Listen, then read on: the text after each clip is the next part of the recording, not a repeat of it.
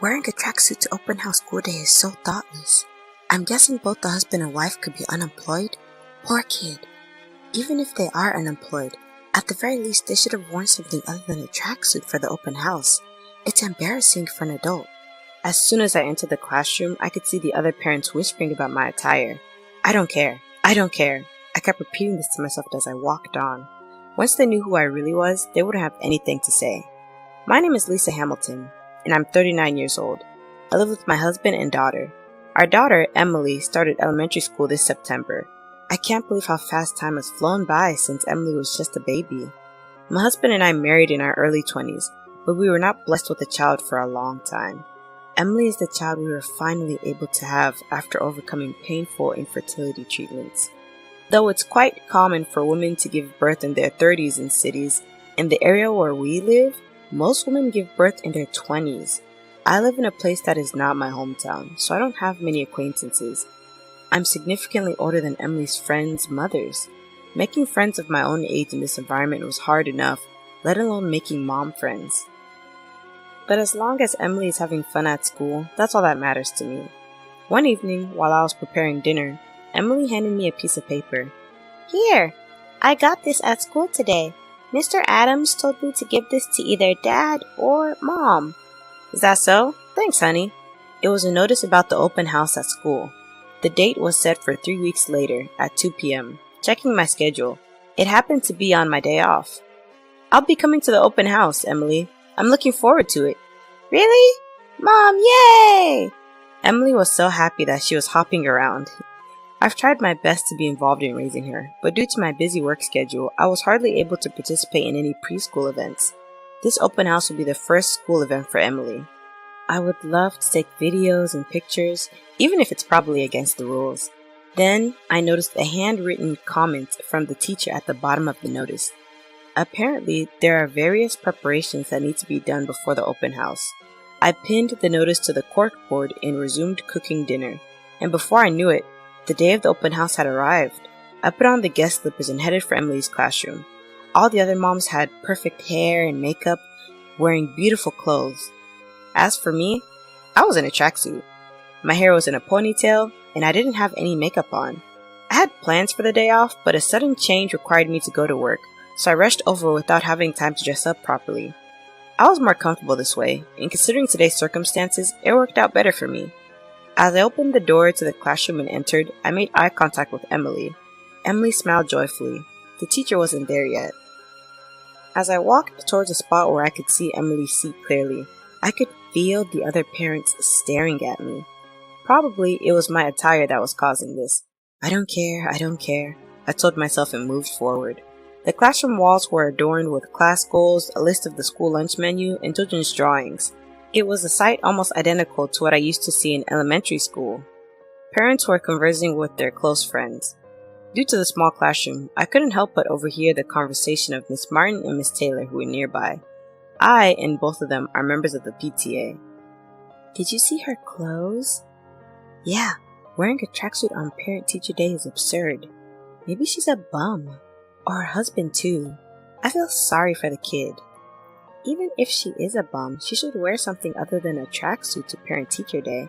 It's embarrassing for a grown adult. Miss Taylor, keep your voice down. She might hear you.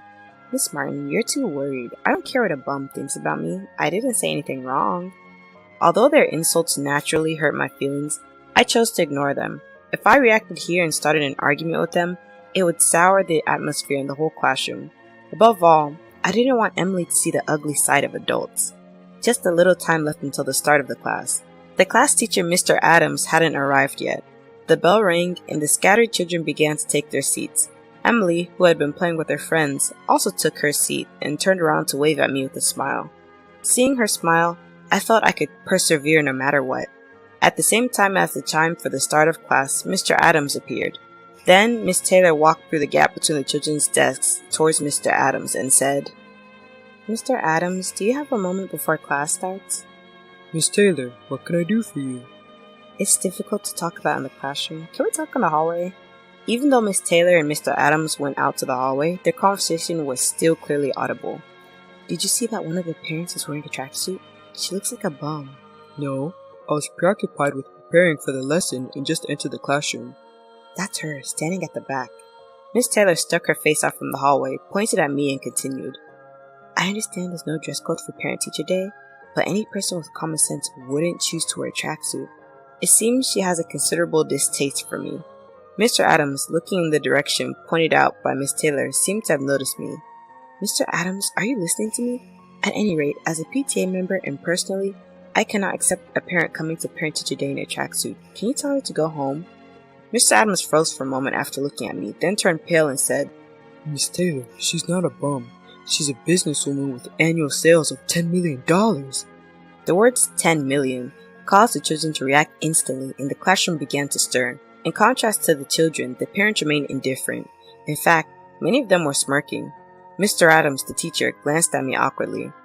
Mr. Adams, isn't there a mistake? The person in the sweatshirt hardly seems like a CEO making $10 million in annual sales. Miss Taylor, please believe me. She's truly a respectable businesswoman. Miss Taylor wouldn't listen and kept firing back her opinions at Mr. Adams. Miss Martin, who had been watching the scene with an anxious look, left for the corridor, probably to back up Miss Taylor. The kids, seeing that the lesson wouldn't start, got up from their seats and began to play. The parents were telling off the kids in place of the teacher. It was a shame that on the precious open class day, time was wasted on such trivial matters. I gathered my courage and called out to the teacher in a loud voice, Mr. Adams? He popped out his surprised face from the corridor and looked at me. If we continue like this, we won't have any time for the lesson. Could you start the lesson for the kids? You're right. My apologies. Miss Taylor, let's talk after the lesson. Miss Taylor seemed unconvinced, but reluctantly returned to the classroom. Everyone, please take your seats. Let's begin the class. My apologies to the parents for making you wait. Now, our class leader Emily, could you lead us in starting the lesson? Finally, the lesson started. You all are expecting me to teach, right? Actually, I won't be giving the lesson today. All the kids cried out in surprise, asking why. Even my daughter Emily looked at the teacher curiously. That's because we have a special guest lecturer. Oh, by guest lecturer, I mean a special teacher. The expressions of the kids and their parents changed to excited ones. Let me introduce our guest lecturer, Miss Hamilton. Miss Hamilton, please come this way. I started walking towards the podium. Seeing the completely surprised face of my daughter Emily, I couldn't help but laugh. From the back, I could hear the parents murmuring. I wrote my name in large letters on the blackboard and began to introduce myself. Hello everyone, I'm Lisa Hamilton, Emily's mom, sitting over there. Anyone seen the gym next to Central Park? I run that gym along with 5 others. Explaining my job to first graders in simple terms was a challenging task. Even though I had prepared beforehand, I ended up using words the kids might not understand. But thanks to their candid reactions, I was able to quickly revise the complex words into simpler ones. I told them that I'm the COO and my husband is the CEO. I spoke about the trainers, sports doctors, and other professionals we've produced from our gyms. Then a kid sitting in the front row asked why I decided to run a gym. My brother used to be a soccer player. He was very good, but he had a serious injury. Immediately the kids asked why. His soccer coach taught him the wrong training methods. Because of that, he broke both his kneecaps. After that, my brother had to quit playing soccer. The kids reacted differently, some expressing sympathy for my brother, some expressing anger at the coach, others inquiring about what a kneecap is. That's why I wanted to give the right knowledge to those aspiring to be coaches. My gym is not just for training, but also for learning.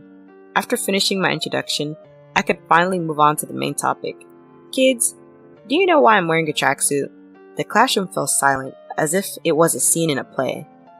I was told to bring the clothes I wear for work by Mr. Adams. Do you understand what that means? Well then, let's start with some simple exercises that we can do standing up.